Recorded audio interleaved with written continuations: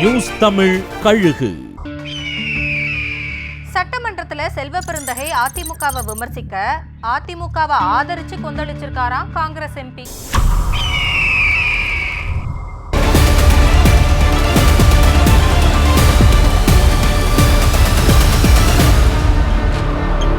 மதுரை மாவட்ட மேலூர்ல டங்ஸ்டன் சுரங்கம் அமைக்கப்படுறதுக்கு எதிர்ப்பு தெரிவிச்சு கடந்த 8ஆம் தேதி அதிமுகவினர் மாஸ்க போட்டுக்கிட்டு சட்டமன்றம் வந்தாங்க.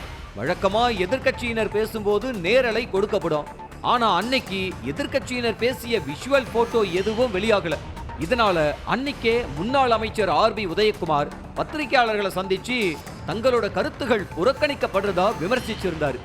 ஆனா இதை விட ஒருபடி மேல போய் எதிர்க்கட்சி முகாமில் இருக்கிற காங்கிரஸ் எம்பி மாணிக்கம் தாக்கூர் இது என்ன ஓம் பிர்லா மாடலான்னு நாடாளுமன்றத்துல பாஜக அணுகுமுறைய சட்டமன்றத்துல திமுக கடைபிடிக்கிறதாங்கிற தொனியில பதிவிட்டது அதிமுக காரங்களுக்கு இன்ப அதிர்ச்சி.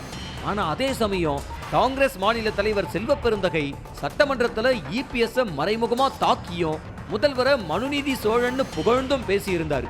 மாணிக்கம் தாக்கூர் பதிவிட்டது அதிமுகவுக்கு ஆதரவா இல்ல செல்வ பெருந்தகைக்கு பதிலடியான்னு காங்கிரஸ் முகாம்ல சலசலப்பு உருவாகி இருக்கு.